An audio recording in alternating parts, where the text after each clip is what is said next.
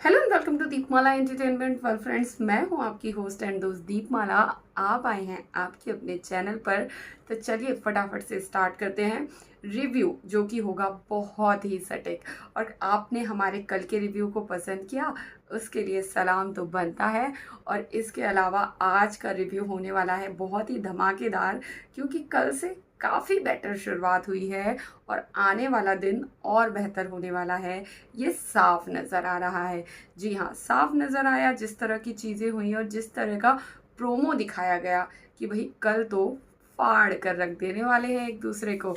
आज क्या कुछ हुआ आपको बताते हैं।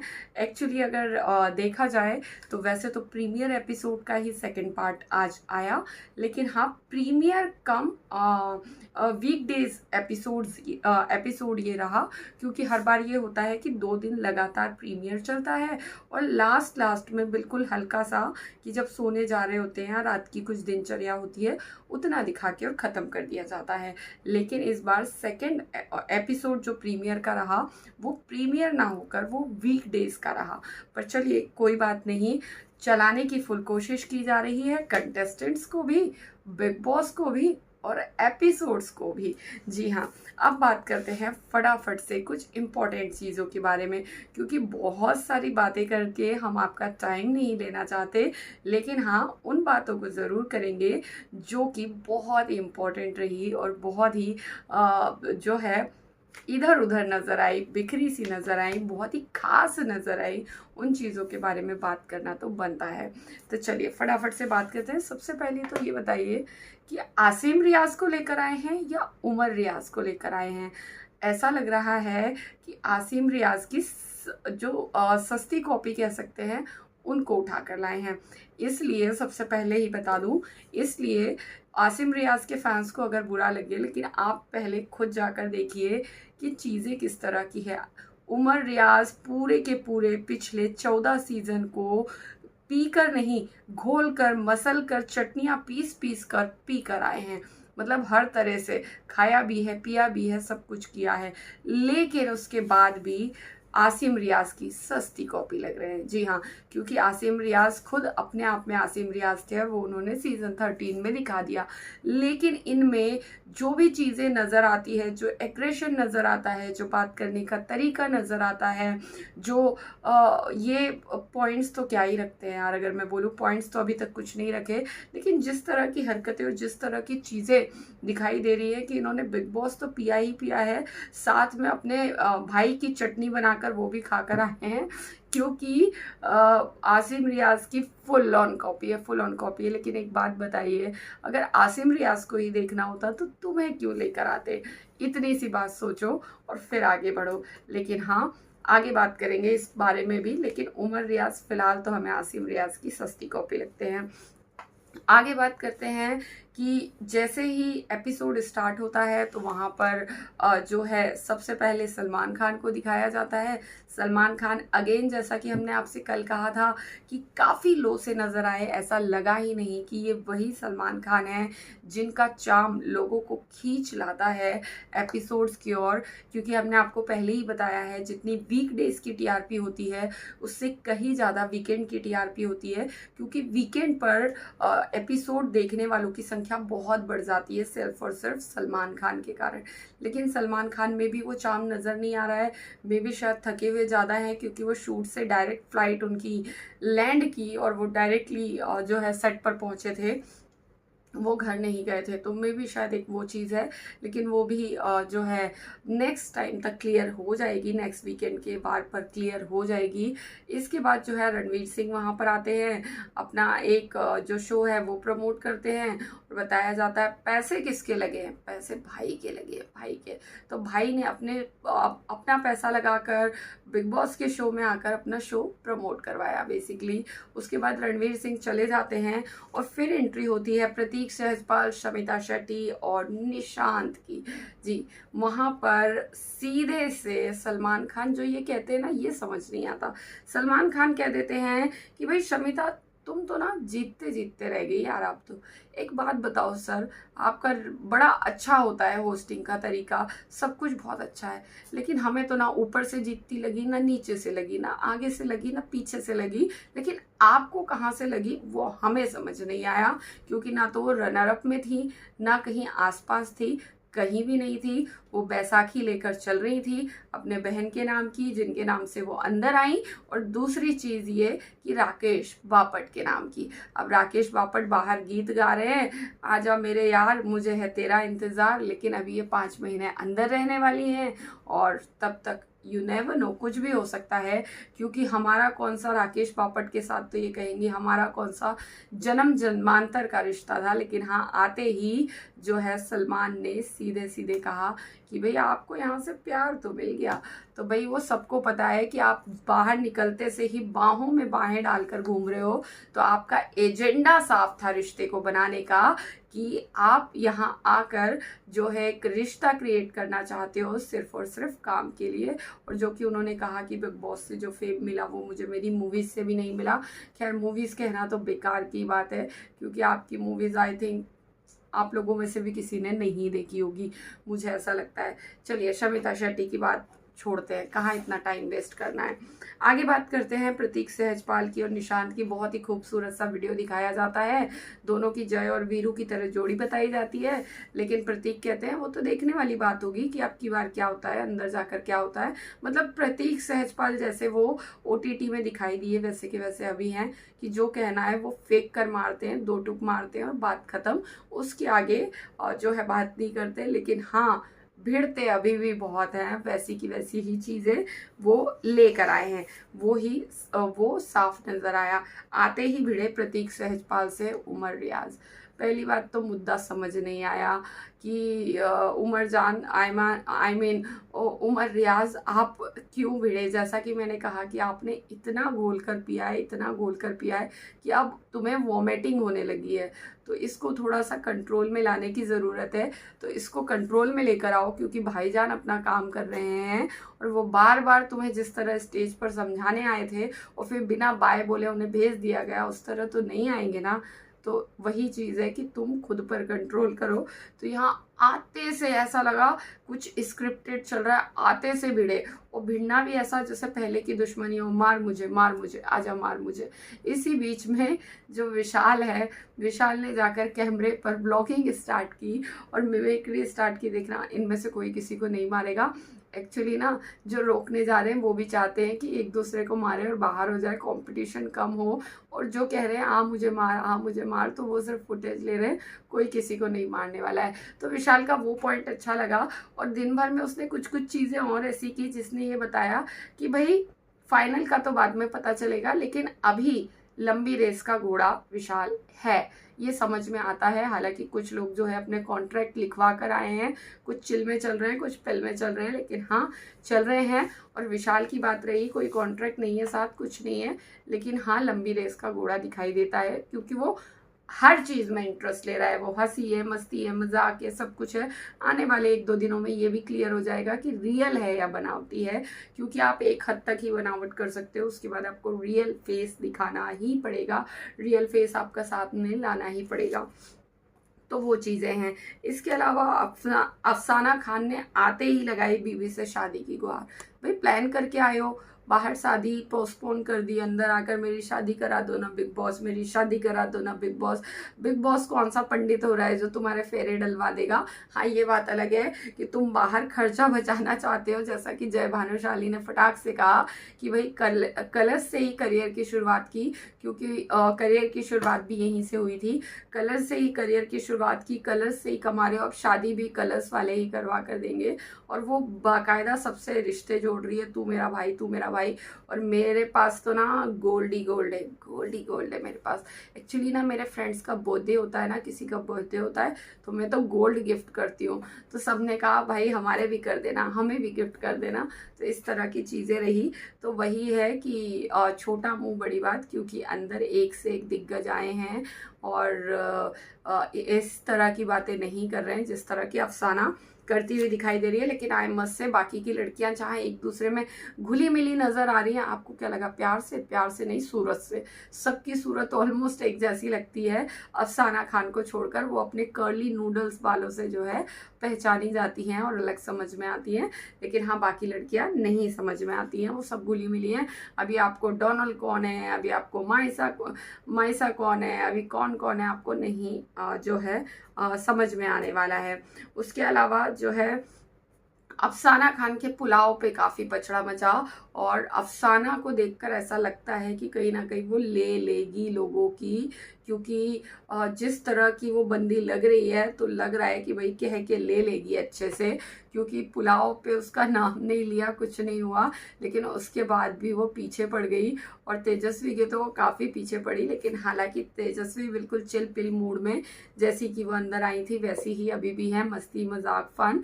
और सुंदरी की वो जो है एक्टिंग उतारती हुई भी नजर आई। हाँ, सुंदरी से याद आया, विश्व सुंदरी से, भाई क्या सोचकर तुमने विश्व सुंदरी वाला कॉन्सेप्ट रखा है? मतलब रेखा जी, उनकी एक आह निकलती है ना, एक शब्द निकल आता है उनके मुंह से, तो मैजिक क्रिएट हो जाता है। उनकी मतलब आप डुप्लीकेसी कर रहे हो, उनकी आवाज रख रहे हो, कुछ और ढूंढ लेते। क्योंकि रेखा जी जब बोलती हैं तो सिर्फ वही बोलती हैं, दुनिया सुनती है। उनकी आवाज में ऐसा मैजिक है, उनकी आवाज में ऐसा जादू है। तो आई मस्ट से कुछ बेहतर ढूंढना था तुम्हें, और अभी भी अगर ढूंढ लेते हो तो अच्छा होगा अपने लिए, तो कोई बेहतर ढूंढो। इसके अलावा जो है अंदर मोनी रॉय आई, बहुत ही हॉट शॉट सा डांस और परफॉर्मेंस उन्होंने दिखाया, बड़ी ही हॉट अटायर में। उसके बाद उन्होंने कहा भाई फटाफट से सारे 3-3 नॉमिनेट कर दो, तो जो है सभी ने अपने अपने तरह से नॉमिनेट कर दिया। तो नॉमिनेट हुए हैं ईशान, विधि और डोनल बिस्ट, ये लोग नॉमिनेट हुए हैं। आते ही जो है फर्जी लड़ाई उमर और प्रतीक की चालू हो गई। जैसे ही प्रतीक अंदर आए उमर वैसे ही बरस पड़े, बेटा जन्मों जन्मों का साथ है। मैंने अभी जैसा कि कहा ना, अगर आप लोगों को विश्वास नहीं हो कि उमर घोल कर पी कर आए हैं, अपने भाई की चटनी बनाकर खाकर आए हैं, वॉटेवर जिसके साथ भी लेना था, लेकिन हाँ खाकर आए। और इतना जब कोई करके आता है शो में, तो ये ना उसका बहुत ज्यादा रायता फैलता है, बहुत ज्यादा फैलता है, और ये इतिहास गंवा रहा है बिग बॉस का। और उमर रियाज का वही होते दिखाई दे रहा है, वो फालतू के पंगे लेना है, फालतू की बातें करनी है, और जैसे एक मायशा वाला टॉपिक छेड़ा फालतू में। उसके अलावा जो है जैसे ही प्रतीक सहजपाल अंदर आए, प्रतीक से फालतू का मुंह लगना, आ मुझे मार, आ मुझे मार। भाई वो प्रतीक है, इसके अलावा उसको भगोड़ा कह देना कि उसको बुलाया गया था, ससम्मान बुलाया गया था और उसने चीजें की, और जब वो गया तब भी वो बड़ा बेहतरीन परफॉर्मेंस देकर गया है। वो लोगों की तरह, समिता शेट्टी की तरह दूसरों की बैसाखियों पर चला नहीं है, उसने अपने दम पर करके दिखाया है, और आते से भी वो कर रहा है। तो मुंह लगना बिल्कुल बेबुनियाद दिखा। ये तो वही वाली बात है कि जबरदस्ती की धक्कम पेल करनी है। पारस और आसिम वाला वही है कि फालतू की लड़ाइयाँ चल रही हैं, लेना देना और मतलब कुछ नहीं है, बट लोग ऐसे में नहीं इंटरेस्ट जगा पाते हैं। उसके अलावा विशाल कौटिल्य ने आते से ही पब्लिक का दिल जीतना स्टार्ट कर दिया, क्योंकि देखने में आ रहा है कि अभी से फैंस जो है, पब्लिक जो है उन्हें पसंद करने लगी है। बेसिकली पब्लिक फैंस तो तब होंगे जब उन्हें पहचानेंगे, जानेंगे और धीरे धीरे प्यार करना शुरू करेंगे। अगर उनके अपने फैंस की बात ना की जाए तो पब्लिक उन्हें पसंद कर रही है, मस्ती कर रहा है, फन कर रहा है, स्ट्रैटेजीज भी बना रहा है, समटाइम कैमरा से भी बात कर रहा है, और कहीं ना कहीं लोगों के मन में जो बात है वो कर रहा है। जैसे कि लोगों के मन में होता है फर्जी लड़ाई है, कोई किसी को मारेगा नहीं, कोई किसी को बचाएगा नहीं, बस फालतू में, तो वो बात एक्चुअली उसने की, जो बात थी वो उसने करके दिखाई। इसके अलावा प्रतीक सहजपाल की लव स्टोरी, ये भी उमर रियाज बाहर से, मतलब सबके जितना इनको पता था ना, ये आएगा वो आएगा वो आएगा वो आएगा, तो इन्होंने बराबर सबकी जो है जन्म कुंडलियां निकाली है, गोल के पी है कि जब मौका आएगा तो मैं बताऊंगा। गेम ऐसे नहीं होता, आप बिल्कुल अनफिल्टर्ड आओ, बिल्कुल कोरे कागज की तरह आओ, और आप पर वहीं पर लिखाई हो तब आता है मज़ा। जैसे कि पहले के जो सीजन्स रहे हैं, सीजन 13 रहा है, तो तब मज़ा आता है जब आप कोरे कागज़ की तरह आओ। ये नहीं कि आपने इतना सारा ठूस ठूस कर भर रखा है, फिर नहीं मज़ा आता है। तो वही चीज़ है कि ये पहले से सोच कर आए थे। और जैसे ही प्रतीक आए, पहला झगड़ा। दूसरी चीज़, माइसा के साथ लव स्टोरी एंगल जो भी बाहर रहा पिछले समय में, वो आते से छेड़ना स्टार्ट कर दिया और आते से बार बार सुखसुखी लगानी स्टार्ट कर दी। हालांकि प्रतीक ने मना भी किया, वो नाराज़ भी हुए कि मुझे ये सब चीज़ें नहीं चलती है, नहीं पसंद है। हालांकि माइशा जो है मज़े लेती नजर आई कि हाँ हाँ नहीं चलती है, हाँ चलती है चलती है। तो ऐसा वाला रहा कि चलती नहीं चलती वाली कम साउंड था और चलती वाली ज़्यादा था। उसके अलावा उमर की जबरदस्ती की पारसगिरी चल रही थी। आई मस्ट से जबरदस्ती की पारसगिरी चल रही थी। जैसे पारस जब स्क्रीन पर आते थे तो लोगों को ना लगता था बाय गॉड रिमोट मुंह पे मारे यार, वो वाला हिसाब था। तो आज लिटरली वही फील हो रहा था, क्योंकि जबरदस्ती मुंह लगना है यार, मतलब जबरदस्ती, मतलब कुछ तो लॉजिक, कुछ तो पॉइंट होना चाहिए। तो जबरदस्ती मुंह लगना है, और उसके अलावा और कुछ भी नहीं है। और इसके अलावा ईशान सहगल का फालतू का एटीट्यूड, उसको लगता है मैं सब कुछ हूँ, उसका फालतू का एटीट्यूड है। और है न 3 में न 13 में, बस उसका फालतू का एटीट्यूड है। डोनाल्ड बिस्ट ने बैठे बैठे जंगल में मंगल बना दिया उसको। तो वही वाली बात है। बिग बॉस ने भेजी एक चिट्ठी, उसमें लिखा कि अगर आप घर में जाना चाहते हैं तो दोनों में से एक को नॉमिनेट होना होगा, तब आप घर में जा सकते हैं, अदरवाइज फिर दोनों नॉमिनेट होंगे। और डोनाल्ड बिस्ट ने ऐसी ऐसी चीज़ें बोली, आगे मैं साथ नहीं दूंगी, मेरी ज़रूरत पड़ सकती है, ये पड़ सकती है, वो पड़ सकती है। यानी सीधे सीधे सीधे सीधे ईशान सहगल को की कह कर ले ली उसने सीधे सीधे। और ये पहले दिन में दिखाई दिया कि, और जो ईशान सहगल है उसको पता भी नहीं चला कि मेरे साथ क्या हुआ, क्योंकि वो बंदा वहां पर देने के बाद और नॉमिनेट होने के बाद, भाई नॉमिनेशन बहुत बड़ी चीज़ होती है। पहली बार में लात मार के भगा दिए जाओगे, घर वाले भी हंसेंगे, फ्रेंड्स भी हंसेंगे और दूसरे भी हंसेंगे। एटलीस्ट अपने लिए फाइट करो, खेलो, फिर निकलो, मज़ा आता है। तुम्हें पब्लिक याद रखेगी, सब कुछ होगा। लेकिन तुम क्या सोचते हो, पहले वीक में हीरो की तरह कॉलर ऊंची करके निकल जाओगे और लोग तुम्हें याद रखेंगे? तो ऐसा तो नहीं हो सकता है। तो वो चीज़ है। और उसके बाद ईशान सहगल डोनाल्ड बिस्ट ने ही ली और उसी को बता रहा है बाद में घर में आके, तू ना देख अच्छे से खेल, मेरा क्या है, मैं तो शेर हूँ। वो तुमको लगता है कि तुम हो, पर बाकियों की नज़र से देखो कि बाकियों को तुम कौन से जानवर लगते हो। तो वो वाली बात है। तो इसका अपना अलग ही चल रहा है, अलग ही बिग बॉस चल रहा है, अलग ही ओवर कॉन्फिडेंस चल रहा है, अलग ही चीज़ें चल रही है। कुछ नहीं, इसको ज़रूरत नहीं है शो की, भाई इसको ज़रूरत नहीं है। उसके अलावा जो है जय की उम्र को लेकर, जय भानुशाली की उम्र को लेकर बात हुई और जय ने अपने दिल पर लगा ली। और ऑब्वियसली लगेगा यार, वो एक पुराने मजे हुए कलाकार हैं, ढेरों शो उन्होंने होस्ट किए हैं। और शो होस्ट करना इन द सेंस, आपको कुछ चीज़ें स्क्रिप्टेड होती हैं, कुछ नहीं होती है। आपको क्विकली आपके माइंड में जोक वॉट एवर, कोई चीज़ें, कोई फन, कोई मस्ती क्विकली आना चाहिए। तो वहाँ से पता चलता है कि इंसान के माइंड में जब क्विकली चीज़ें आती हैं, वो भी विदाउट स्क्रिप्टेड, इसका मतलब वो कितना शार्प माइंडेड है। तो जय भानुशाली की ये चीज़ें रही हैं। उसके बाद 5, 7, 10 साल का अंतर होकर आप क्या बात कर रहे हो? ये तो वही वाला सीजन 13 वाला फिर से राग अलापना शुरू कर दिया। किसी की उपलब्धियों से कुछ सीखो तो बात हुई, बट उसकी उम्र गिनाई जाए तो I completely disagree with Simba. और सिम्बा को बड़े होने की ज़रूरत है, उसको लगता है मैं जंगल का शेर हूँ, बट ऐसा नहीं है कि वो जंगल का शेर है, क्योंकि अभी तक तो फिलहाल ऐसा कुछ नज़र नहीं आता है। और जो उसने कमेंट पास किया वो जय को बिल्कुल अच्छा नहीं लगा, वो चुभा भी, और जय ने समझा भी दिया कि ठीक है बट नेक्स्ट टाइम नहीं होना चाहिए। उसके अलावा जो है कुछ लोग ऐसे हैं जिनका दूर दूर तक शो के अंदर, आज के एपिसोड के अंदर जिक्र ही नहीं हुआ। हालांकि उन्होंने समझा कि भाई हम बहुत बड़े हैं, बट कुछ लोग ऐसे हैं जिनका जिक्र ही नहीं हुआ आज के शो के अंदर। अगर उमर रियाज की बात करें तो ज़बरदस्ती जिक्र करवाया, उस जिक्र का कोई मतलब नहीं होता, फालतू में दीवार से सर तोड़ने वाली बात है, और कोई भी नहीं है। विधि पांड्या दिखाई नहीं दी कहीं भी उनका कुछ भी जो है नज़र नहीं आया। आकाश सिंह अगेन कहीं दिखाई नहीं दिए। उसके अलावा मीशा अय्यर कहीं भी दिखाई नहीं दी। उसके अलावा जो है साहिल श्रॉफ नहीं दिखाई दिए। करण कुंद्रा काफ़ी आई मस्ट से स्ट्रॉन्ग लग रहे हैं, जो विल पावर है वो उनका स्ट्रॉन्ग लग रहा है। तो ये दिखाई देता है कि बंदा जब बाहर आएगा और जब उसको कोई छेड़ेगा तो वो फटेगा और आगे तक जाएगा, ये करण कुंद्रा में नज़र आता है। ये क्वालिटी अभी से जो है दिखाई देती है, बिल्कुल साफ साफ दिखाई देती है। जय भानुशाली का दिखाई देता है कि वो जो है उसको पता है कि किस तरह से खेलना है, कहाँ टांग अड़ाना है, कहाँ खड़े होना है, कहाँ नहीं करना है, उसको पता है। तेजस्वी को पता है कि वही हमें तो बस हम तो जैसे भैया वैसे ही रहना है, मतलब मस्त मस्ती में रहना है, आग लगे बस्ती में और हम अपनी मस्ती में, उसका वो वाला हिसाब है।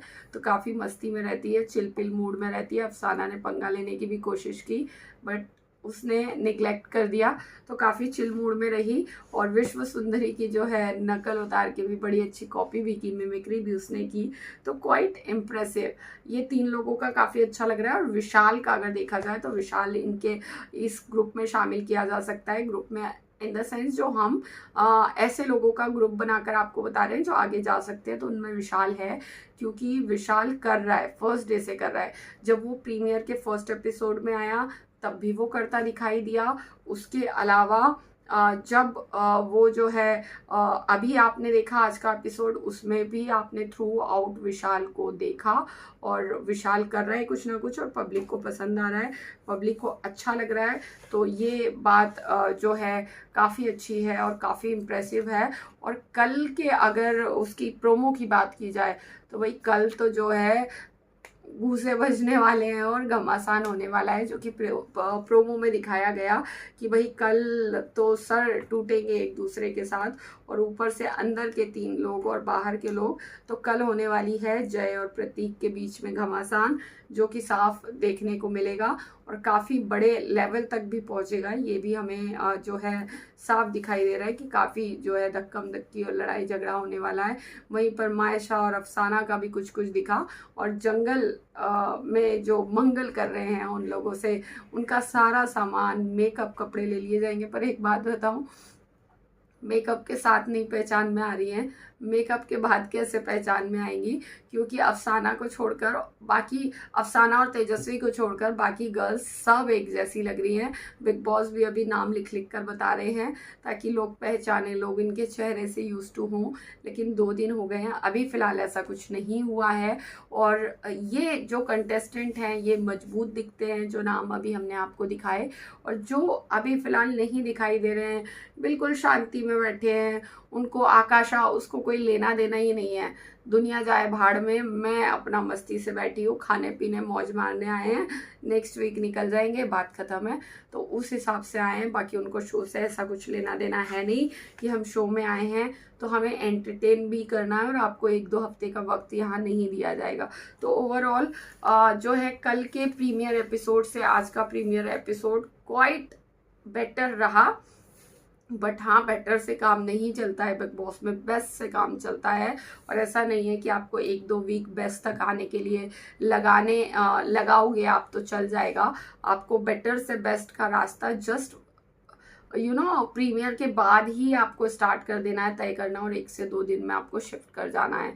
तो वो वाला हिसाब है। लेकिन आधे से ज़्यादा लोग जो है दिखने में इंटरेस्टेड ही नहीं है, वो खाकर किस कोने में पड़े होते हैं वो उनको भी नहीं पता होता है फिलहाल के लिए। तो ये है। और चूंकि अब पुराने लोग आए हैं, शमिता को क्यों लाया गया है ये समझ में नहीं आ रहा है। दिव्या का तो चलो फिर भी समझ आता था, विनर बनी वो एक अलग की बात है। लेकिन हाँ, कुछ ना कुछ वो कर रही होती थी। शमिता तो ऑलवेज राकेश बापट के कंधे पर चढ़कर चली है, दूसरों के कंधे पर चढ़कर चली है, प्रतीक के कंधों पर चढ़कर चली है।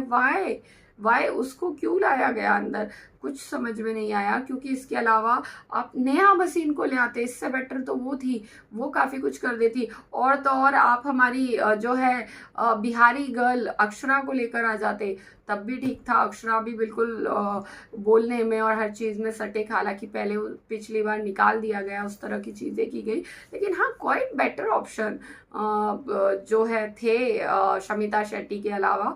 लेकिन उसके अलावा भी शमिता शेट्टी को तब भी चूज़ किया गया तो रीज़न साफ समझ में आता है यार, बताने की ज़रूरत नहीं है कि क्यों किया। लेकिन हाँ, बिग बॉस आपसे उम्मीद नहीं थी।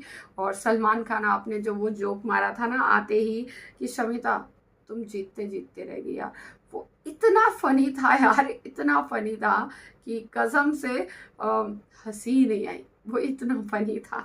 तो इस तरह की रही हैं चीज़ें।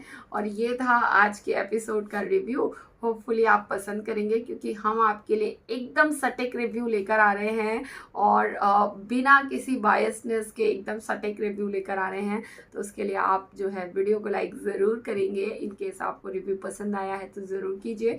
चैनल को सब्सक्राइब कीजिए अगर आप चैनल पर नए हैं, क्योंकि हम लेकर आने वाले हैं बिग बॉस का अनसीन अनदेखा हर एक अंदर की बात बाहर तक। जी हाँ, तो चैनल को सब्सक्राइब कर लीजिए, वीडियो को लाइक कीजिए, लाइव को लाइक कीजिए इनफैक्ट। और फिर मिलते हैं कल के नेक्स्ट वीडियो में और नेक्स्ट रिव्यू में। तब तक के लिए कीजिए इंतज़ार। Love you all, bye bye, take care, अपना ख्याल रखिए।